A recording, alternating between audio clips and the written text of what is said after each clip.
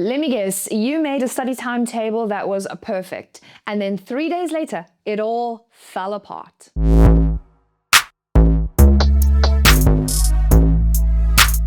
The truth is, most schedules fail, not because you were lazy, but because it was doomed from the start and you have no idea how to plan one correctly. I am Miss Angler, your favorite biology teacher, and I like to teach you expert learning techniques based off of neuroscience to make learning easier and faster. And today we are going to talk about the ultimate learning timetable before your exam, how to set everything up to make sure that you cover everything and you will never look back after this technique. So let me show you how to use the 2-3-5-7 revision method to craft the perfect revision study timetable. No more will you come home not knowing what to do, what topic to cover, for how long. Maybe you're just going to wing it. From now on, you're going to know exactly what you need to cover, and you're actually going to find that in the beginning, you might be studying quite a bit, but as the timetable progresses, you'll notice you start studying less, but you're remembering more. So why do study timetables mostly fail? Well, that's because you've been making yours like you are a robot.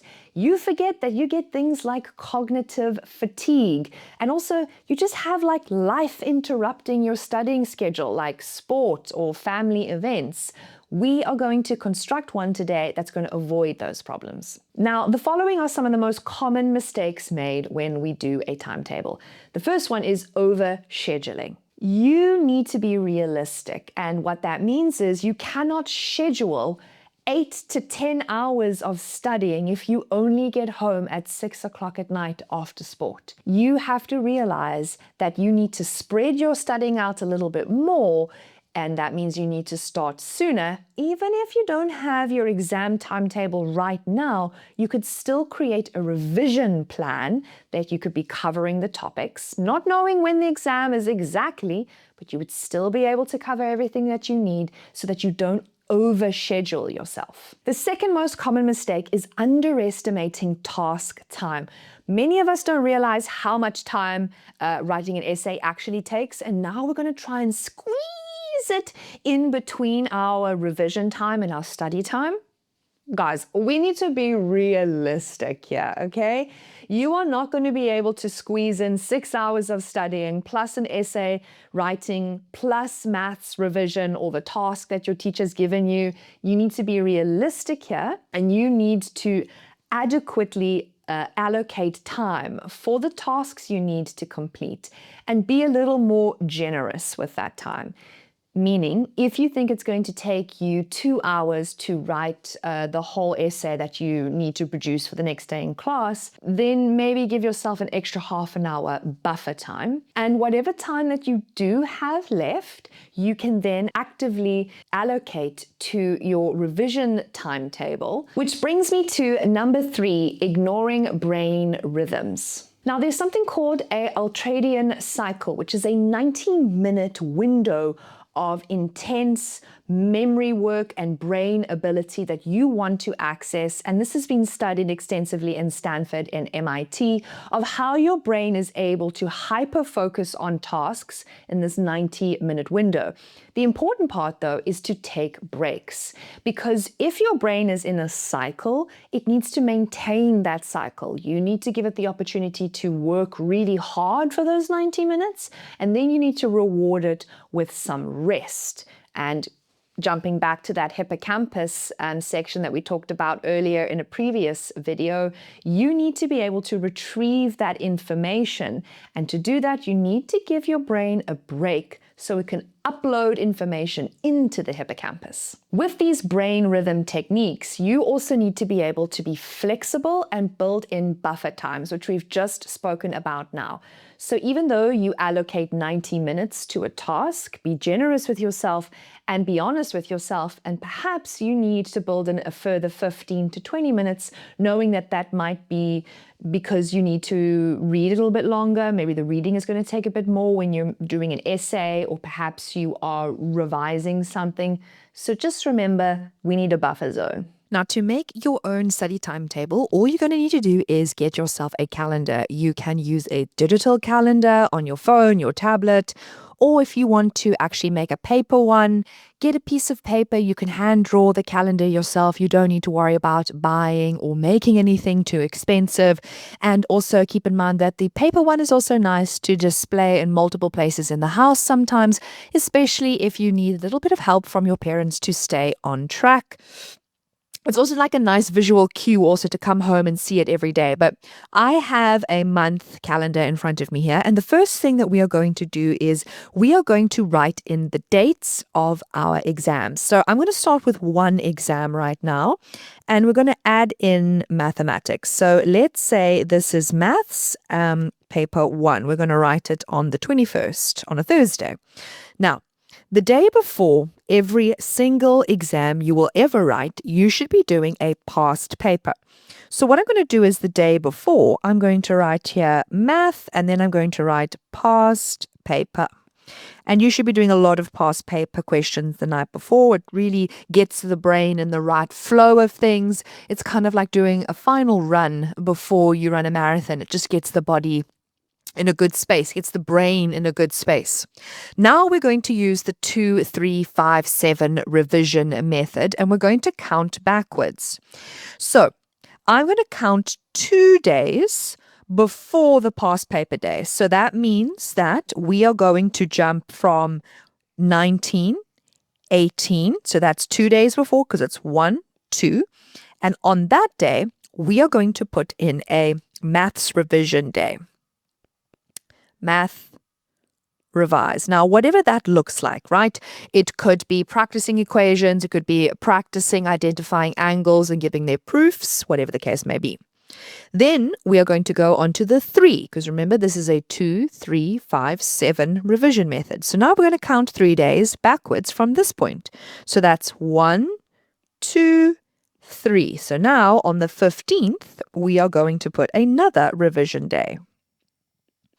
Now, a lot of people ask me, well, how long is this revision? Well, as we have spoken about in this video, as well as my previous video about how to perfectly structure a session, a learning session, it's really up to how much time is available to you realistically. So you don't want to overload your brain. And at the same time, it is important to remember that you should be learning more than one subject in that day. So combining those two things together, you need to determine, are you going to dedicate 2 or 4 hours of studying that day?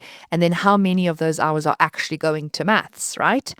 Now we get back to our planning. So we've done 2, 3, and now we're going to do the 5 days. So we're going to count 1, 2, 3, 4, 5. And now we're going to add in our next math revision day. And the last one is 7 days, which is going to be 1, 2, 3, 4, 5, 6, 7, which is perfectly, obviously, 1 week before. Now, if you have a lot of time on your hands, you can obviously keep going. And I would do then 9 days and then 11 days backwards. You can really go really far if you've got a lot of time on your hands. But 2, 3, 5, 7 really helps you do everything in a month roughly. Now, right now, that's one subject. Let's add in another subject. Now, what I've done here is I've added in 2 more exams to demonstrate 2 things to you. The first one I added in here was this English paper 1. And I want you to note that if you are writing an exam on that day and it is allocated as a past paper day, you have more than enough time in a day to be able to do both of those things, considering that for the most part, if you're in high school, you're going to be doing your maths exam during the daytime, anywhere between the morning session into the afternoon. If you are in university, of course, sometimes your afternoon exams actually become evening exams. And so depending on how the day goes, you might actually start with math revision in the morning and then write the paper in the afternoon, and vice versa. Maybe you're going to write the paper in the morning and continue your maths past paper in that afternoon.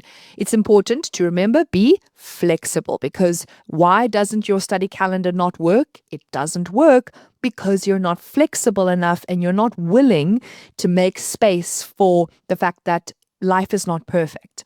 Now, I'm going to fill in English shortly, but I want to show you also with biology. Now, you can see biology I've added up here, and you're probably going to see a lot of overlap now when I add in English and biology as well. And I'm going to show you what you're going to do when there is so much overlap between so many subjects.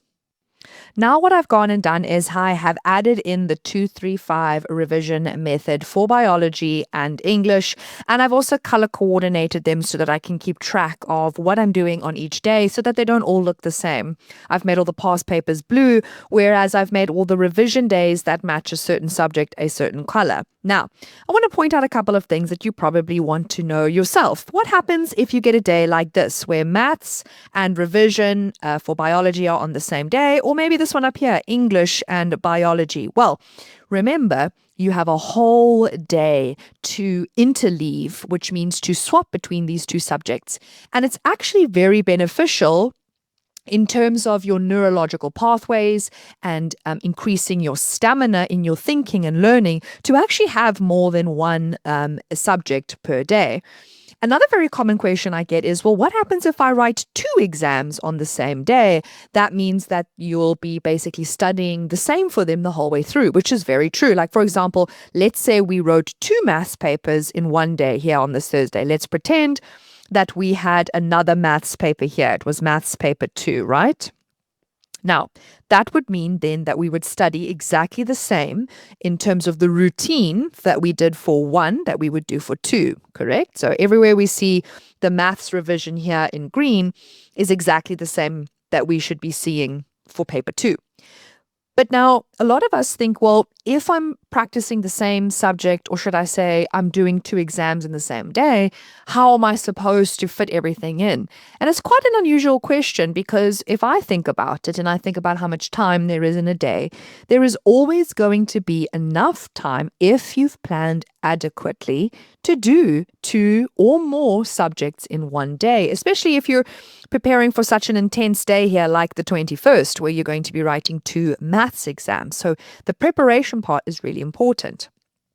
Something else I want to remind you of and show you is what happens when you have an open day. So if we look here through our calendar, you will notice that we have these open days. And sometimes the anomaly of making our study timetable, you will end up with these open days. Now it's up to you to allocate things in those days. Now, what could you allocate in these open days? It could be a rest day, but it also could be a task day. Now, for many of us, we are both studying and we are still doing like regular schoolwork in between. If you have essays and projects and tasks that you need to accomplish, perhaps leaving that day open for that task is a good idea, because it allows you to focus on a specific task and not get distracted by studying. Likewise, let's say, for example, you've already done that task and you're way ahead of the game. Now you have an open day, and it's up to you to decide what you're going to do there. But here is the dangerous part. If you already do your task and you now have a beautiful open day here that has nothing in it, you run the risk of not doing anything that day. So the moment you know that you are going to need maybe a little bit more time on revising biology, I suggest you add in a few more to these open spaces, especially if you feel like your weaker subjects are not getting enough revision days. Then go in by all means and add in a few more days to your open days so that you can cover everything that you need. Because as we know, some subjects might have more to study. English might not have as much content to cover as something like history and biology and geography.